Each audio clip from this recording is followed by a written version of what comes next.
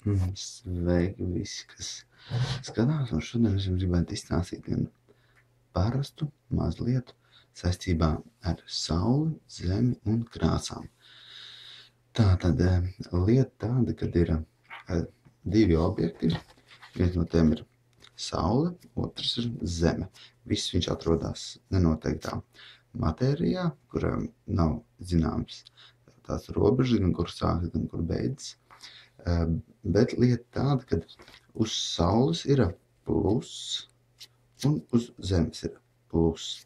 Bieži vien šeit arī ir mīnus, bet pārējā visa teritorija sastāv no mīnusa tikai. Tas nozīmē temperatūra ir uz Saules un temperatūra rodas uz planētas Zemi, kur dzīvo arī tu. Un tāpēc man liekas, un es esmu izteicis tādu ideju un viedokli, kad Saules enerģija teleportējās uz planētu. Kādā veidā to es nevaru izskaidrot pašlaik, jo par šo es aizdomājos tikai tagad. Jo pats visums viņš nemaz neuzsilst. Kāpēc viņš neuzsilst, to es nevaru arī izskaidrot. Varbūt viņš ir pārāk liels, viņš varbūt ir pārāk tukšs. Kas par iemeslu ir, nav nejausmas. Un tātad arī mazliet es vēlētos izstāstīt tev par krāsām. Mēs zinām, ir vesela krāsu palete, bet tās galvenās krāsas ir 4.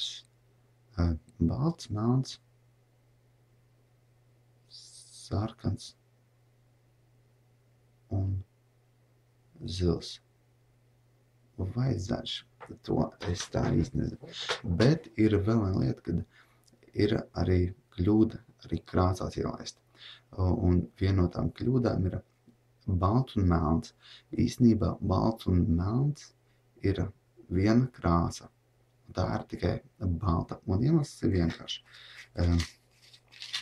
Ir noteikta telpa, kas ir, piemēram, dienas telpa, tāpat kā piemēram šobrīd mums ir noteikts objekts, kas spīd, un šī ir no elektrības radītā gaisma.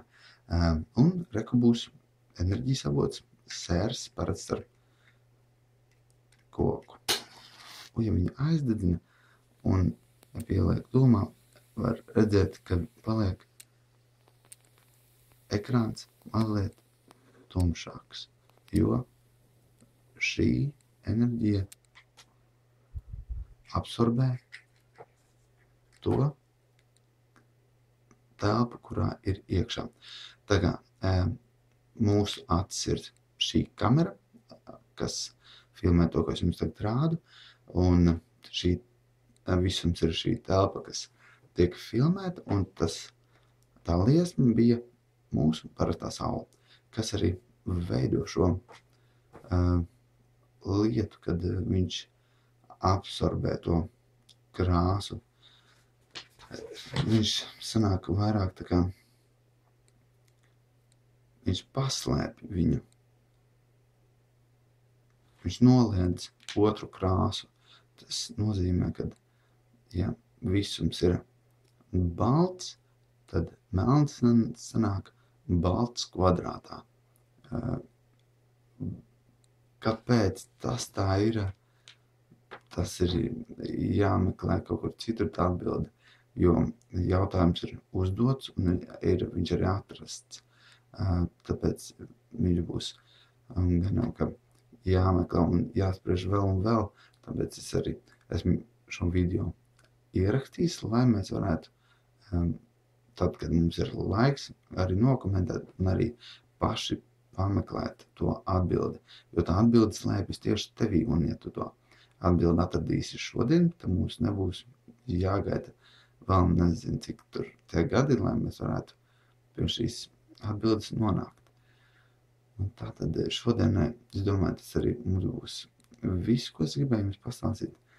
Ir citi video, kurus es gribētu ielikt, bet man pagaidām nav laika, un sākumā jau nevajag daudz. Sāksim ar to mazumiņu. Labi, tad gaidīšu kaut kādus jautājumus un arī viedokļus. Galvenais ir viedokļus, komentārus. Tas nebūtu tas pats svarīgākais, jo mēs esam pieraduši, ka mēs tikai komentējam un mēs kaut kādā veidā skaužam un negribam ne palīdzēt, ne arī kaut kā liederīgi izdarīt. Mēs vienkārši atveram to video, apskatāmies un kaut kā nokritizējam, bet šoreiz vajag viedokli. Nevis kritizēt, bet viedoklis, jo kritizēt un viedoklis ir divas dažādas lietas, tāpēc pieturamies tikai pie viedokļa. Labi? Un tad gaidīšu jūs viedokļus.